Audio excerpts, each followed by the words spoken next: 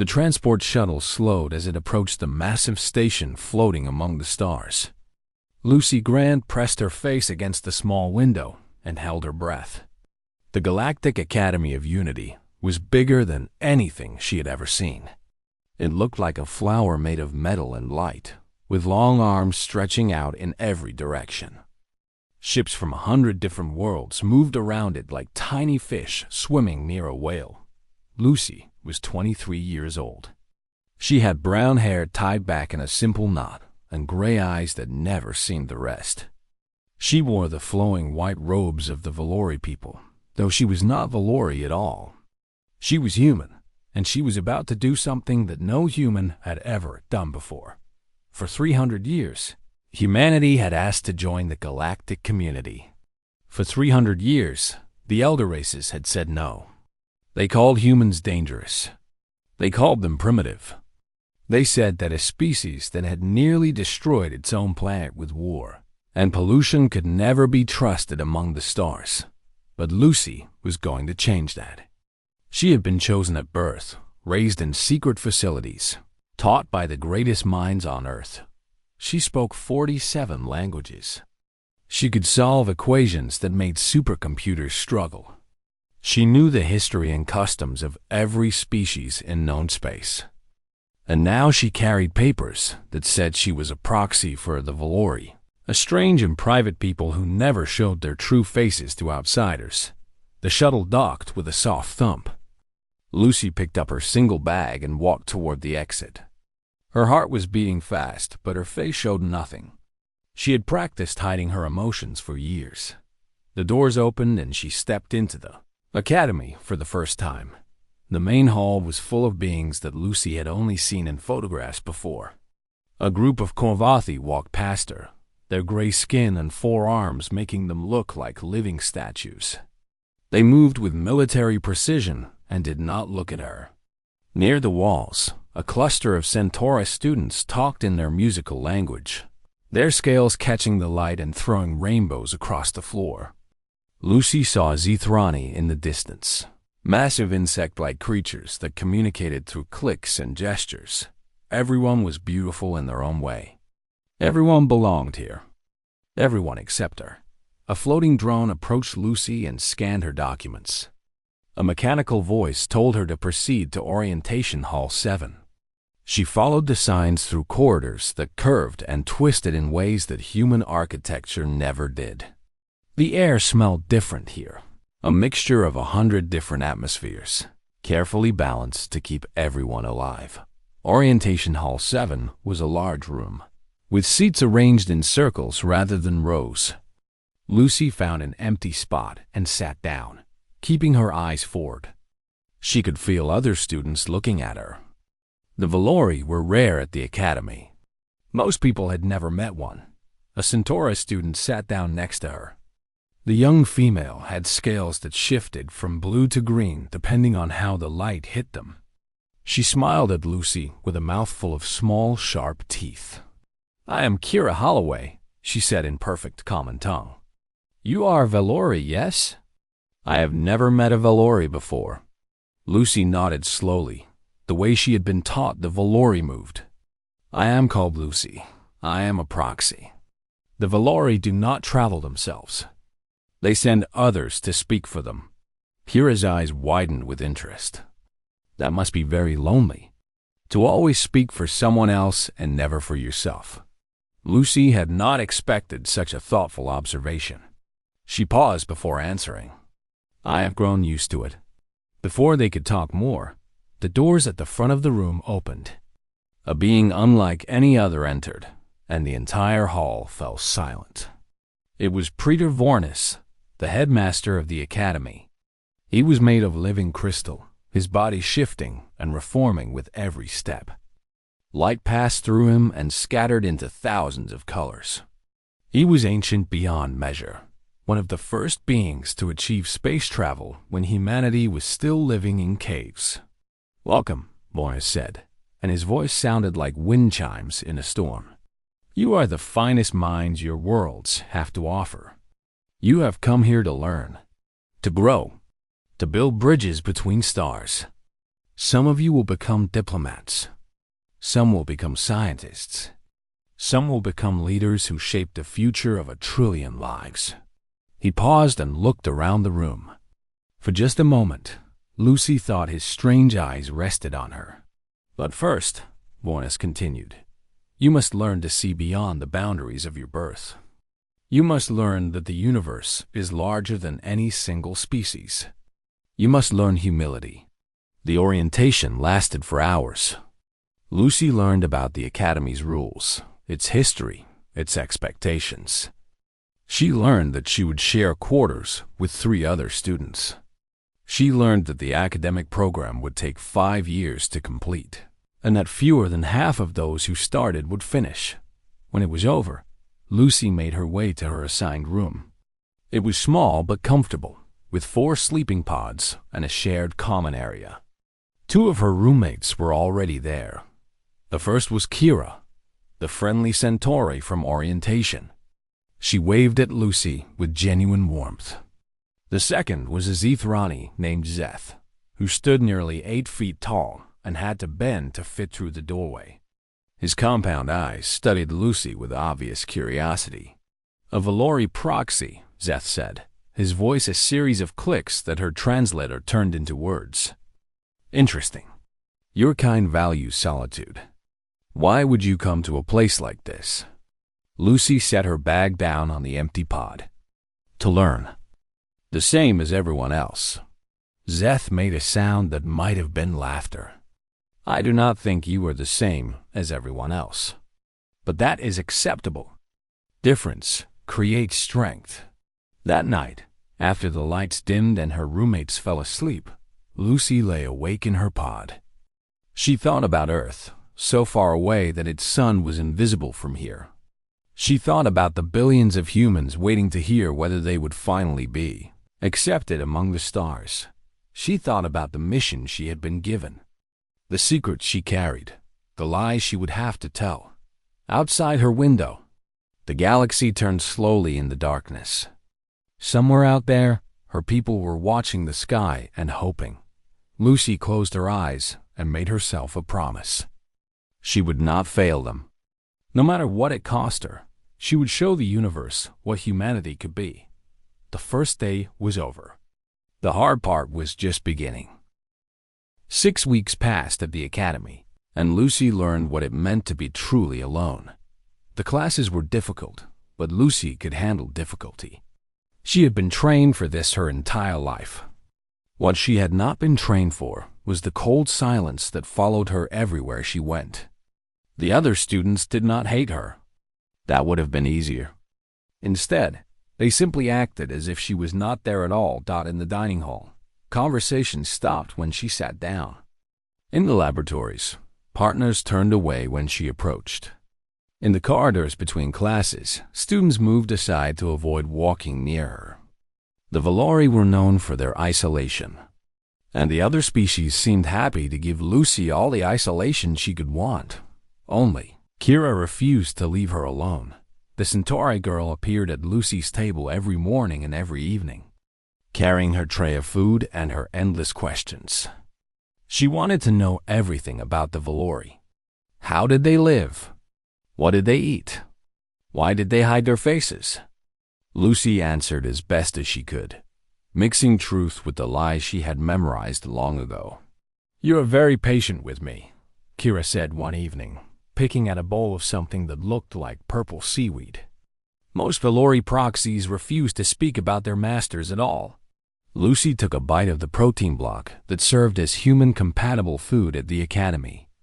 It tasted like cardboard, but she had eaten worse during her training. "You are kind to me when others are not. The least I can do is answer your questions." Kira's scales flushed a deeper blue, which Lucy had learned was a sign of embarrassment among Centauri. "I know what it is to be an outsider. My family was not wealthy. I earned my place here through test scores alone. The other Centauri think I do not belong among them.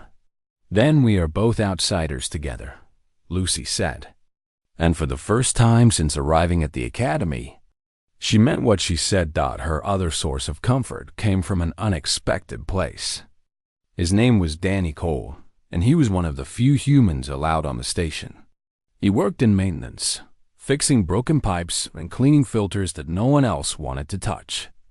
The elder races considered such work beneath them, so they hired humans to do it instead.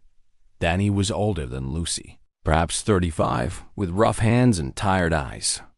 He found her one day in the lower corridors, where she had gone to be alone. "You should not be down here," he said. "Students are not allowed in the maintenance areas." Lucy turned to face him. When she saw that he was human, something in her chest tightened. She had not seen another human face since leaving Earth. "I needed to think," she said carefully. "The upper levels are too crowded." Danny studied her for a long moment. His eyes were sharp, sharper than a simple maintenance worker's eye should be. Then he smiled. "I understand. Sometimes a person needs space." He reached into his pocket and pulled out a small package. "Here, real food from the supply ships. They bring it for the human workers. It is not much, but it tastes better than those protein blocks they give the students." Lucy took the package. Inside was dried fruit and nuts, simple things that reminded her of home. She felt tears trying to form in her eyes and pushed them back down. "Thank you," she said. Danny nodded. "Be careful up there. The academy is not as safe as it looks. Not everyone wants the same future." He walked away before Lucy could ask what he meant. The weeks continued, and Lucy threw herself into her studies. She stayed up late reading texts that other students ignored. She practiced simulations until her fingers ached. She solved problems that her professors said were unsolvable. And slowly, people began to notice it's small. A Kovathi student asked to see her notes after class. A Zithrani invited her to join a study group. Her professors began calling on her more often, their voices carrying a new note of respect. Then came the astrophysics examination.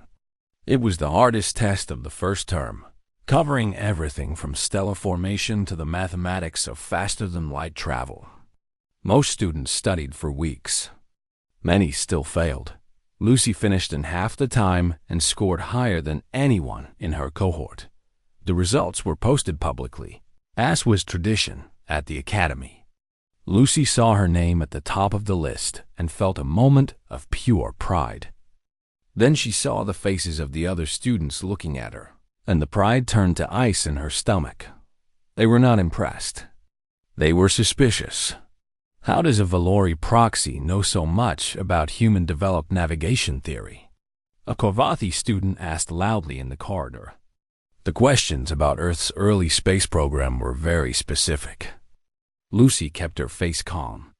The Valoris study all species. It is how they understand the universe.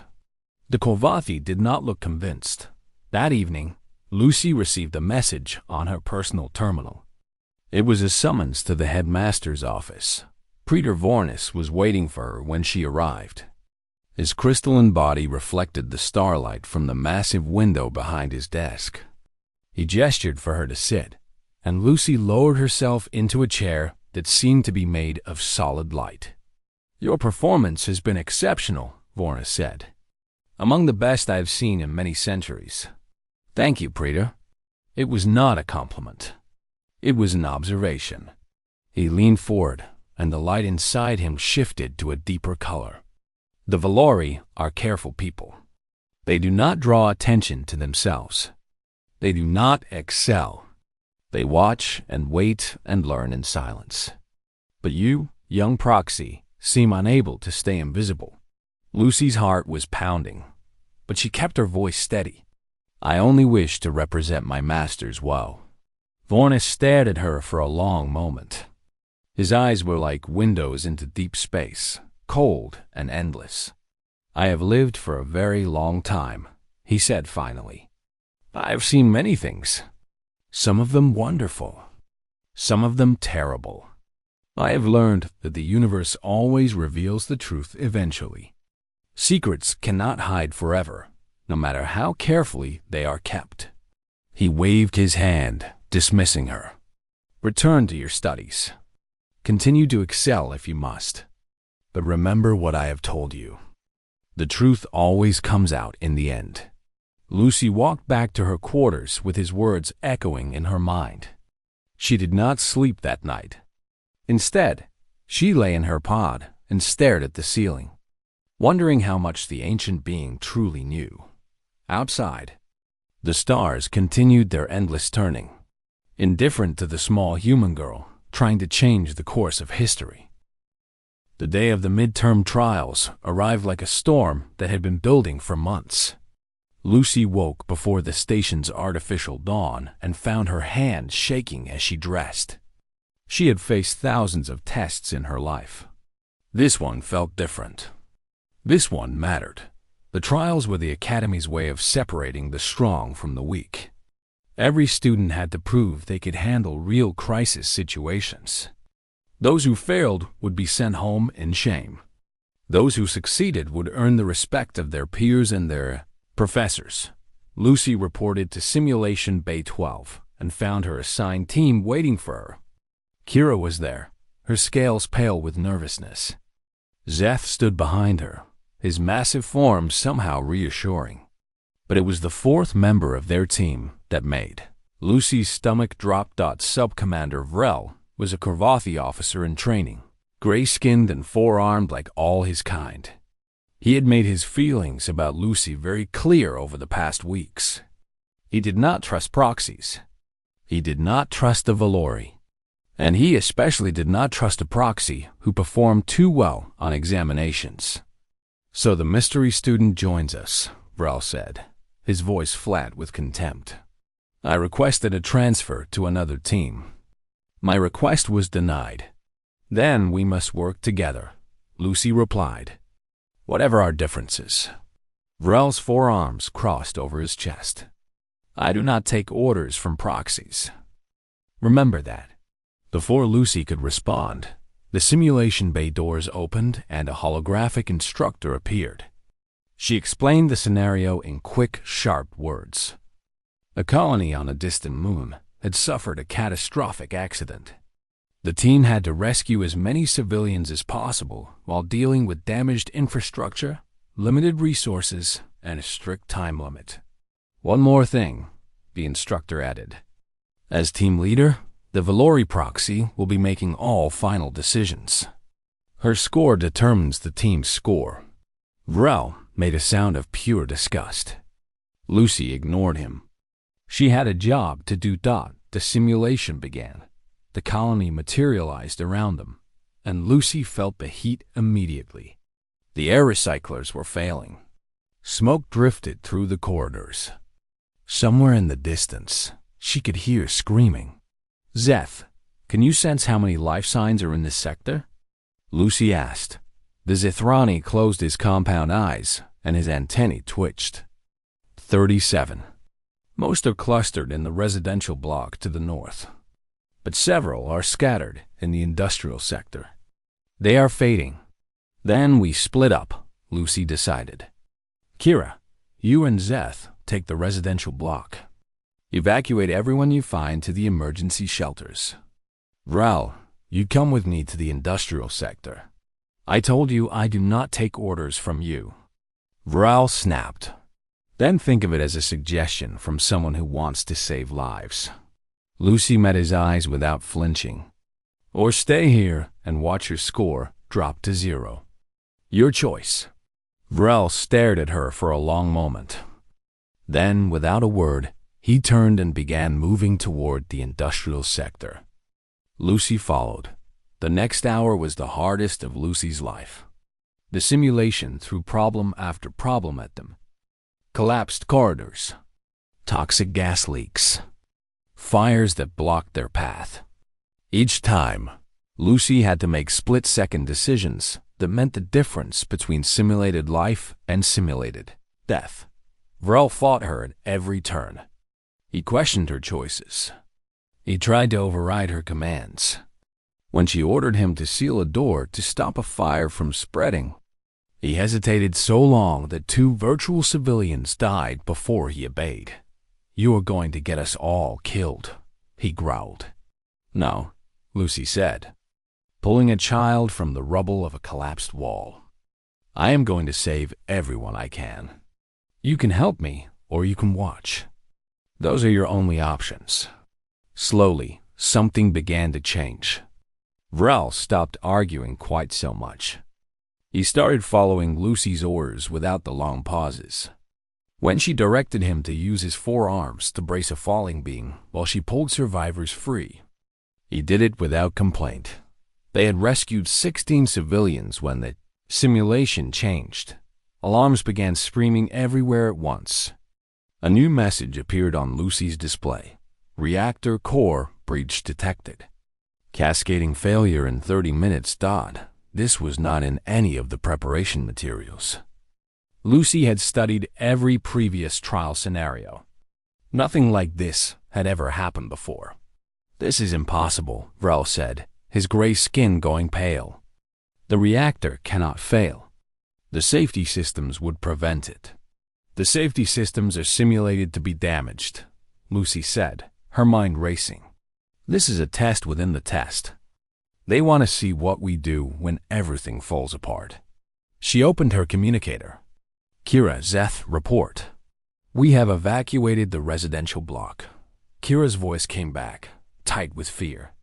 But we are seeing the reactor warnings too. What do we do? Lucy closed her eyes.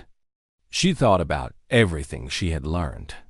She thought about the physics of reactor cores, the engineering of cooling systems, the mathematics of heat transfer. She thought about things her human teachers had taught her, solutions that came from human creativity and human desperation. I have an idea, she said. Zeth, I need you to open ventilation shafts in corridors 7, 12, and 19.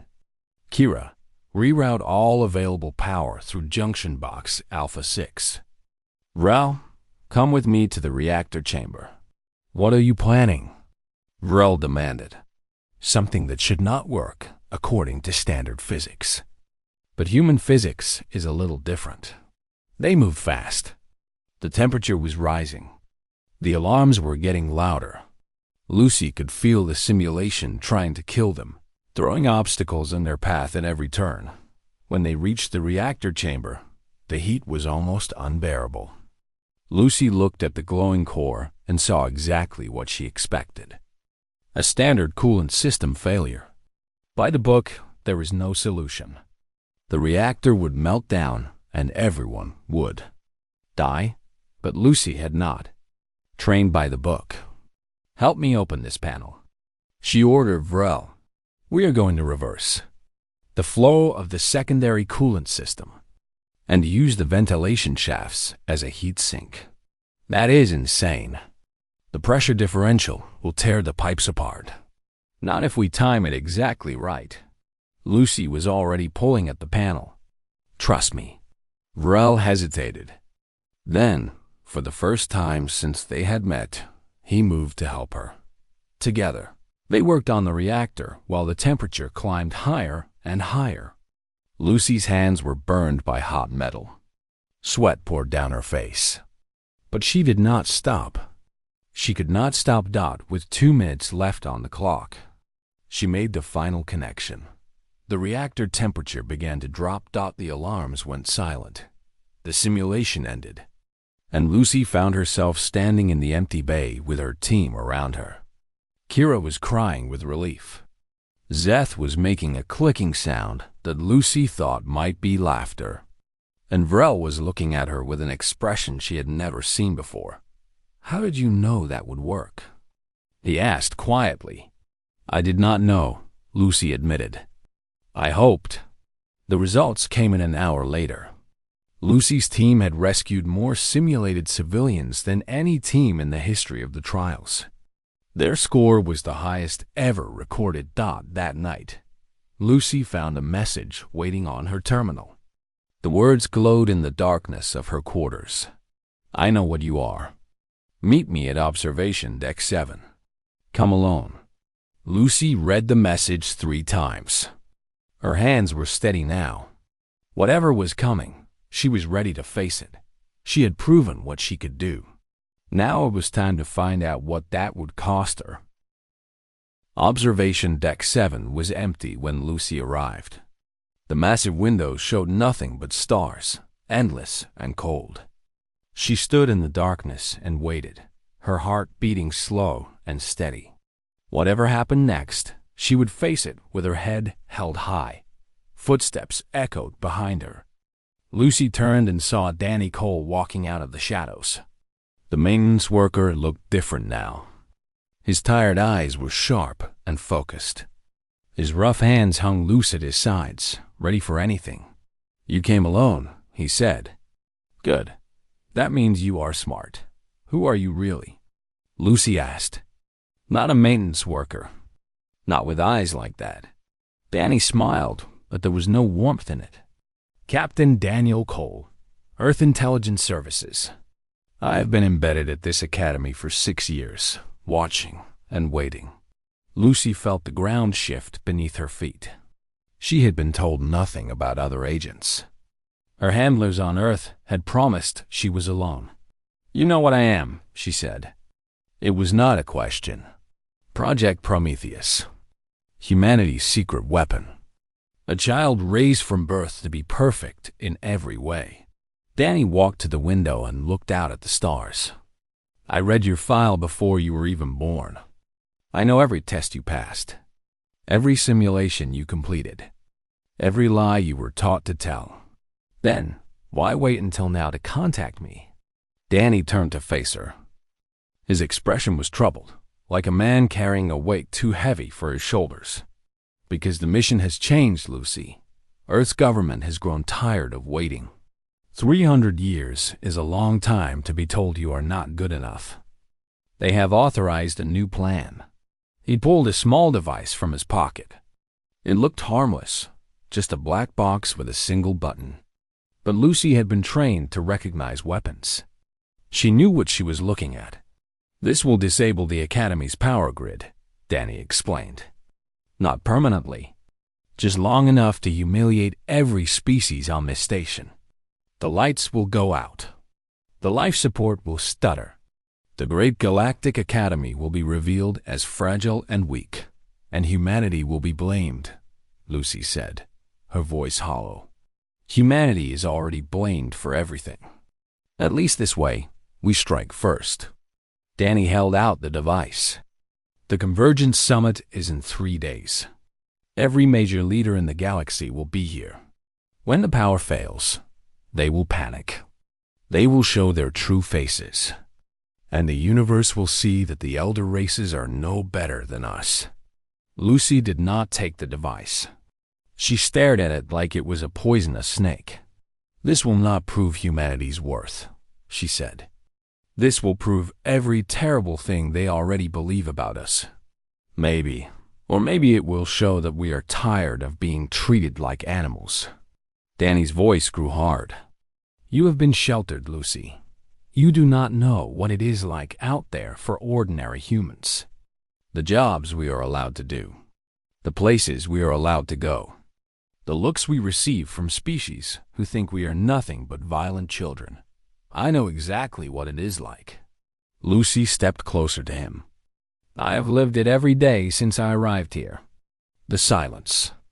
The suspicion. The walls that no amount of kindness can break through. But destroying this place will not tear down those walls. It will only build them higher." Danny studied her for a long moment. Something flickered in his eyes. The doubt, or perhaps hope. "You really believe that?" he asked. "After everything they have done to us? I believe that we are better than our worst impulses. I believe that humanity has something to offer the galaxy that no other species can. Not violence. Not revenge. Something else entirely." Before Danny could respond, the lights went out. Alarms began screaming throughout the station. Emergency lights flickered on, casting everything in blood-red shadows.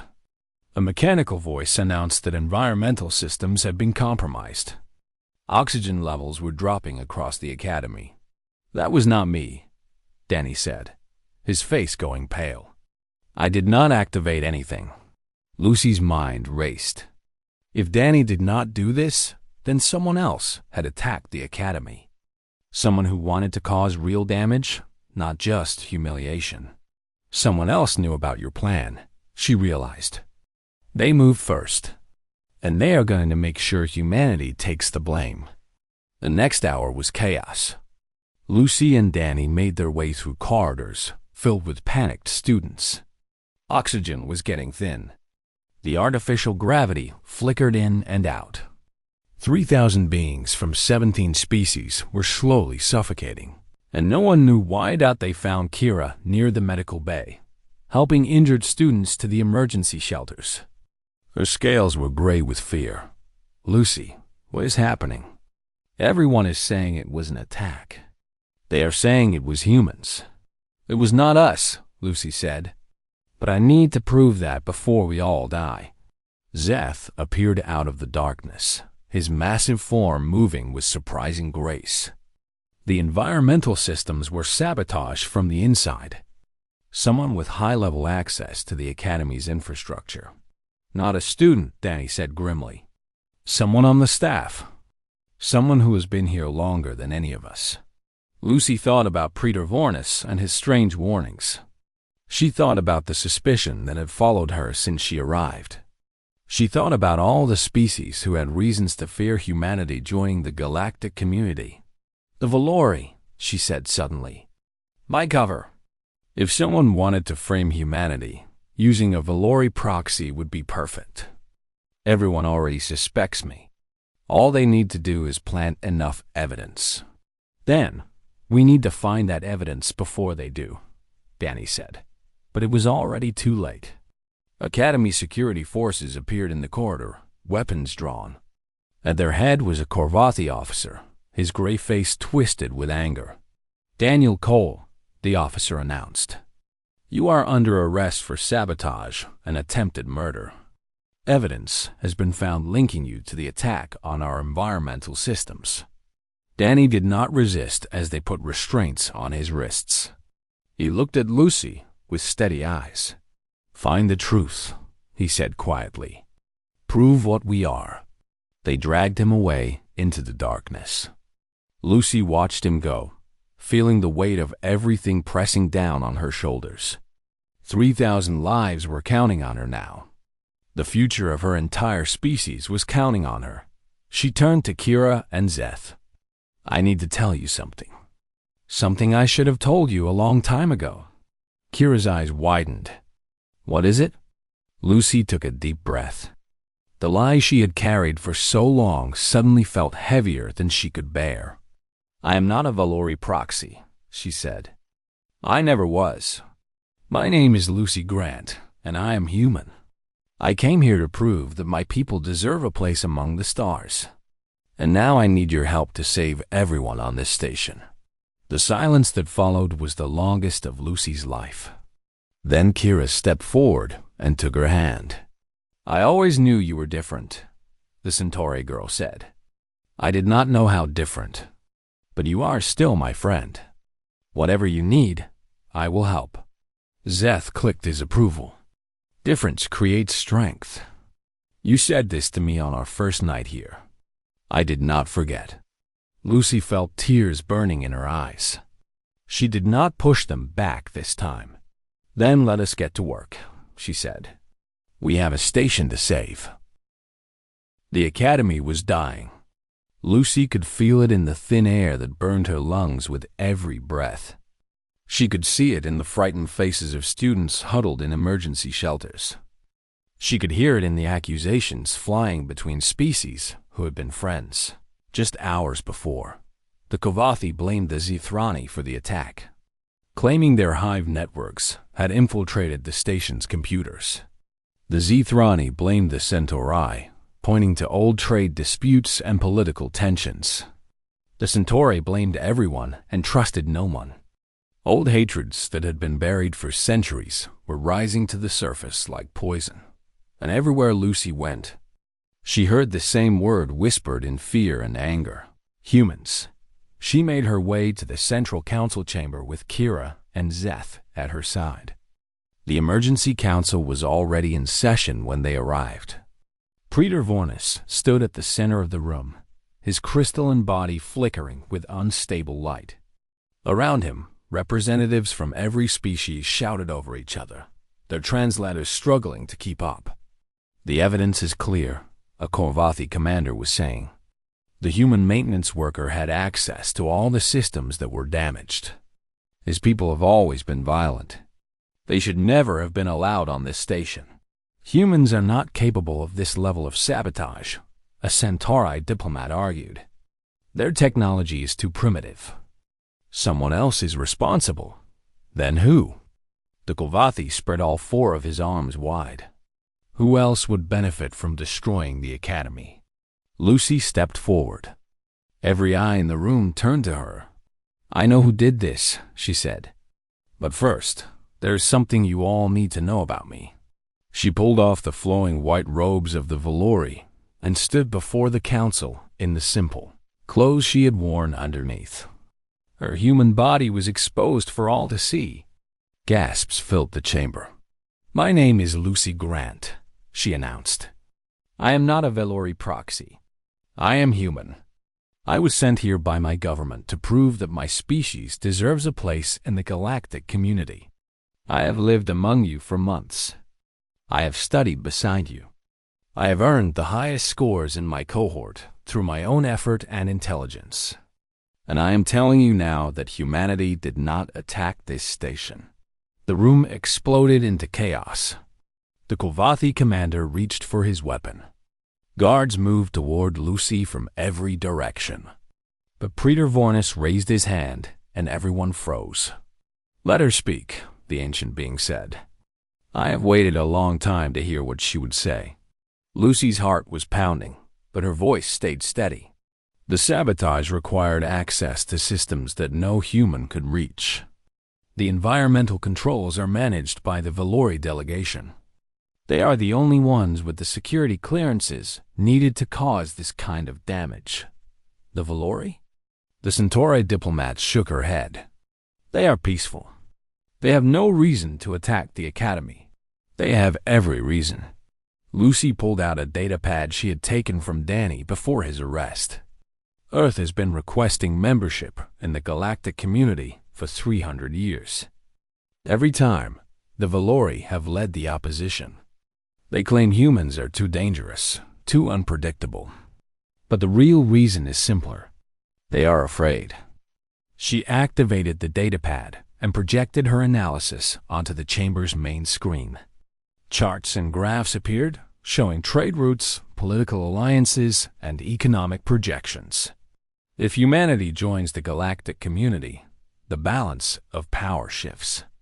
The Valori have spent centuries building their influence through proxy networks and careful manipulation.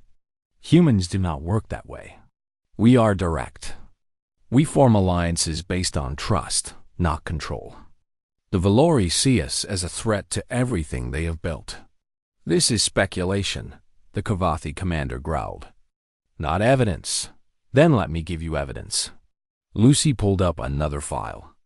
3 hours before the attack, a coded transmission was sent from the Valori embassy to an unknown location. The encryption is Valori standard.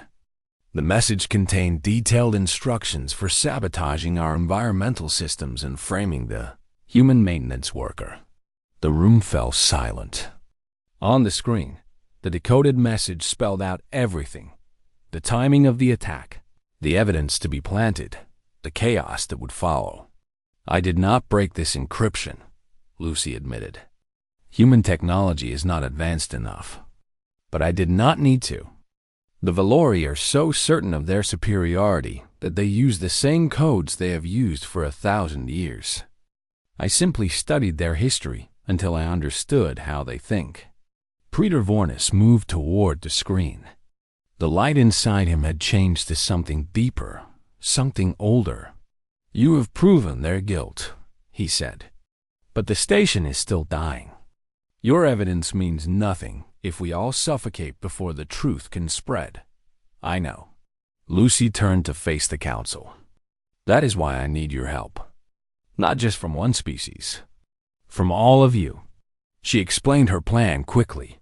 It was similar to what she had done in the simulation trials, but on a much larger scale. The environmental systems could be repaired, but only if multiple species worked together. The Kovathi had the engineering knowledge. The Zethrani could coordinate simultaneous repairs across the station through their hive networks.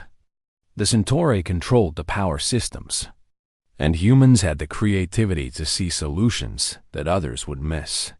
"You are asking us to trust each other," the Kovathi commander said slowly. "After everything that has happened today, I am asking you to survive." Lucy met his eyes without flinching. "Trust can come later. Right now, we need to breathe."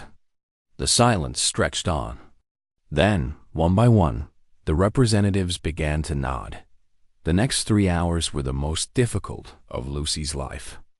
She coordinated repair teams across the station, directing hundreds of beings who had been ready to kill each other just moments before. Kira worked the power systems like an artist playing an instrument. Zeth linked the Zethrani workers into a single network that moved with perfect precision. And Vrel, who had once despised Lucy more than anyone, led the Kovathi engineers with fierce determination. When the air recyclers finally hummed back to life, Lucy collapsed against a wall and let herself breathe. Really breathe, for the first time in hours. The Valori saboteurs were arrested within the hour. The evidence Lucy had gathered was impossible to deny. Their plot had failed, and their centuries of manipulation were finally exposed. 3 days later, Lucy stood before the full Galactic Council. Billions of beings across 1,000 worlds watched as she spoke. "Humanity has made mistakes," she said. "We have been violent. We have been selfish. We have nearly destroyed our own world more than once. But we have also learned from those mistakes. We have grown. We have changed. And we have something to offer the galaxy that no other species can provide." She paused and looked out at the faces before her. Some were hostile. Some were curious. Some were hopeful. "We never give up," Lucy continued. "When everything seems lost, when the darkness closes in, humans find a way to keep going. We do not accept defeat. We do not accept impossible. We look at challenges that should destroy us, and we find ways to survive. That is what we bring to the galactic community. Not violence. Not conquest. Hope." When the vote came, it was not unanimous. It would take years before all species truly accepted humanity among them. But it was enough. For the first time in 300 years, the door was open. That evening, Lucy stood at Observation Deck 7 with Danny beside her. The charges against him had been dropped once the truth came out. He looked older now, tired but relieved. "You did it," he said. "You actually did it. We did it." Lucy smiled. "Humans do not work alone. That is another thing we bring to the galaxy." Kira and Zeth joined them at the window. The four of them stood together, watching the stars turn slowly in the endless dark. "What happens now?" Kira asked. Lucy thought about Earth, so far away, but finally connected to something larger than itself. She thought about all the humans who would follow in her footsteps, coming to the academy to learn and grow and build bridges between worlds. "Now we get to work," she said. "The hard part is just beginning." But as she looked out at the galaxy stretching before her, Lucy knew that humanity was ready. They had always been ready. They just needed someone to open the door. And now, finally, the door was open.